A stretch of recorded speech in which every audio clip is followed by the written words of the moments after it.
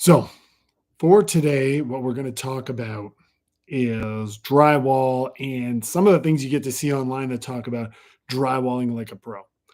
I don't know that you're going to drywall like a pro, and I'm sorry if the video quality on this isn't the greatest. I'll get it fixed next time. But this is a precursor to me making a more extensive one. And now that I've started teaching, there's some really simple ways to discuss things, and I don't have notes. I should be able to convey to you the most important things about boarding and taping your job so that you can go and do it. Now, when you're hanging board, I'm going to go with the two most important things are you start from the top down. You're going to do your ceilings first. And then you want to make sure that your butt joints are hitting your butt joints and your bevel joints are hitting your bevels. So if you don't know what that means, what you want to think about is that your drywall has two factory edges. One, the long edge has a little swoop in it, a cavity, if you want to call it, a bevel. And we call that your flat. And your tapes are designed to sit in that. At the end, on the short side, your 4-foot width, it's going to be your butt joint. So that does not have a bevel. It just rams into each other. You want to be sure at every occasion that your butt joints are hitting butt joints and your bevels are hitting bevels, because that will make it easier later on when you go to tape. If you do not put your butt joints together or your bevels together and you go putting your bevel and a butt joint together, you're going to have a dip. So when you go to apply the tapes, you're going to have to fill that so that the tape is flat. Is that the end of the world? No, it just makes it something harder. And if you don't have as much experience taping, putting yourself behind by not laying the board properly is going to be a challenge. There are a ton of other things that are going to get covered with this. You want to make sure you have all your screws in. You want to make sure all your screws are buried properly so that they're just perforating the paper and not going to pop later on and they're too deep. You want to make sure that you cut all the loose edges of your drywall and pre-fill them. You're going to want to go through how to V-notch or V-groove your butt joints. That is not something that everybody sees in all these videos, because nowadays the drywall that comes out is not of the same quality that previous drywall was. So you're going to get more burrs and more flaky paper, so that when you tape, it could become a problem later on when moisture gets into it. So you want to clean all that up. Like we said before, your process is going to be ceilings first, and then you're going to put on your top level and then your lower level. That's what you're trying to do with your drywall. You want to offset your joints and make sure you have enough screws. Your framing, your skeleton of your project is very important so that none of your edges of your drywall are floating. You want your butt joints to be resting on two studs or on something. So sometimes you have to do what we call back framing, which is go back, verify that everything is supported, because any loose edges of drywall are going to potentially move and crack, and we don't want that. Taping is the other element of the board and tape process, of the drywall process, that I see a ton of videos on, and people are saying, tape like a pro. Well, there's a guy out of Vancouver called Vancouver Carpenter who's got, I don't know, it feels like hundreds of drywall videos up.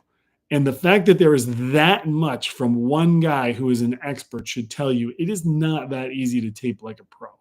The tools alone that are involved, the time spent, the dexterity that you develop over time is very difficult. I'm not trying to dissuade you from trying to do this. What I want to do is keep in perspective the potential for good or bad results given your experience. I don't want to do this for clicks, for somebody who's going to get out there, trust this, we're going to drywall like a pro. No.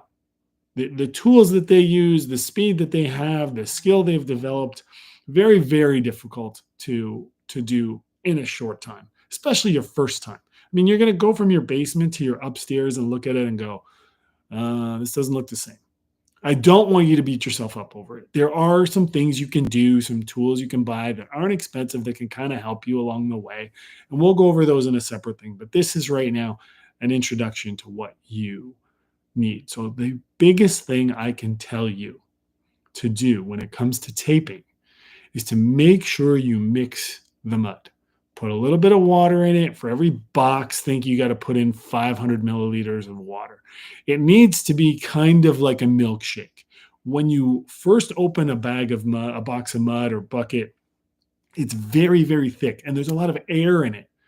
So, two things are going to happen if you just take it out and you throw it on the wall. One, it's going to be really, really hard to work on with your wrists. It's going to get really tired and it's going to come on real thick. It's also going to be very dense, which means it's going to take longer to dry. And you don't want that. You want to be able to zip through your project. So, if you are going to tape, mix the mud, put some water in it, get a separate bucket. So you want to empty your mud into a bucket unless it comes in one. Then you want to put some water in it and you need a mixer with a paddle. So you're going to go, it's going to mix it all up and then it's going to get nice and creamy so that when you work with it, it will be easier to work with and go on nice and thin. Ideally, you want to use the mud to put on that has some type of glue when you put your tape on. So that is either taping mud, which for a beginner I do not recommend because it's not the greatest for you because you don't have that skill. It's meant for the machine. Machine mud is one that will have glue in it. It is easier to work with. And you can use all the way to your finish coat if you don't want to go buying different levels of mud. You are going to get dirty. It is going to be messy. The mud's going to go everywhere. You just let it dry and scoop it up. So don't get too worked up over that part. The incorrect or the challenging way to go looking at it is like, well, I'll just sand it off. Sanding sucks. Sanding is the worst part. What I tell my students is you are not making the wall flat. You are giving it the illusion of flat. So when you're putting the tapes on, you can see behind me, those are just the first coat. There would be 2 more coats on after that. So our process and what we talk about with our students of taping is you're going to pre-fill, you're going to apply your tapes, you're going to do your butts, your flats, your corners, and then you're going to spot your nails and your screws. Sorry, screws. Nobody uses nails anymore. And then you're going to do your loading phase and put your corner beads on. Loading phase is the one that's going to take the longest to dry. In a basement, it is very damp. There's not a lot of air circulation. The more corners you have inside and outside, the longer it's going to take for your project to dry. You do not want to go pumping heat in there. So what heat does is it shrinks things. When things dry, they shrink. That's why we're doing multiple coats. So you're going to have shrinkage. You pump heat in there, you're going to get more shrinkage. So you're going to have to make it add more mud later to get it to dry.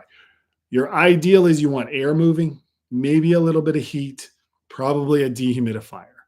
With a dehumidifier, why it works better than a heater is it is going to pull the moisture out evenly from the mud. You will get some shrinkage, but not as much as if you're just ramming heat in there, right? It's going to circulate more. So you're going to want to go down and empty it. If you take a day between your loading phase and your skimming or your third coat, it's going to be better off. Your corner beads take up a ton of mud in a very small area. So they will be the thing that takes the longest to dry. When you have bulkheads, what do you have on them? Corner beads. Your bulkheads are going to be the things that indicate how quickly things will dry. So those are a few little tips along the way that I talk about. The tools that the pros use for taping are just insane. You're not going to spend $5,000 for a box and a handle and a pump. You're not doing all of that, right? You're going to find some tools. Maybe if you spend $100 on some tools, you're going to be happy with it and it's going to do a way better job. I will go over some things in a separate video that I've been working on with my students that we've gotten really good results with and teaching them how to do it. By no means are they professionals after, 2 weeks of courses. We've done maybe 12 hours with them. So they're not pros, but they're doing a really good job in understanding the concept of it. So you're going to want to think about when you're doing this is Make sure I'm hanging my board properly. My butts are out my butts. My flats are on my flats. Everything's the way it should be. I have the right amount of screws. Everything's secured. The more gaps you have, the more mud you got to put in, the longer it's going to take to dry. So the concept of pre-fill with a hot mud, as we call it, or a chemical compound like Sheetrock 90, we use Durabond 90 because it dries really hard. They are not meant for sanding. You don't use these on other coats. You can if you're really in a rush, but doing your whole basement in Sheetrock 90 because you're going really quick is something I wouldn't advise. So if there's something I missed, if there's something you want to know more about, I'm going to try to do two of these every month. If there's a topic you want me to cover in one of these, I think we're going to do painting, we're going to do doors, we're going to do trim, we're going to do floors. We'll go over a bunch of those along the way. And then as those topics roll out, I will work on doing instructional videos attached to those to give you more detail along the way.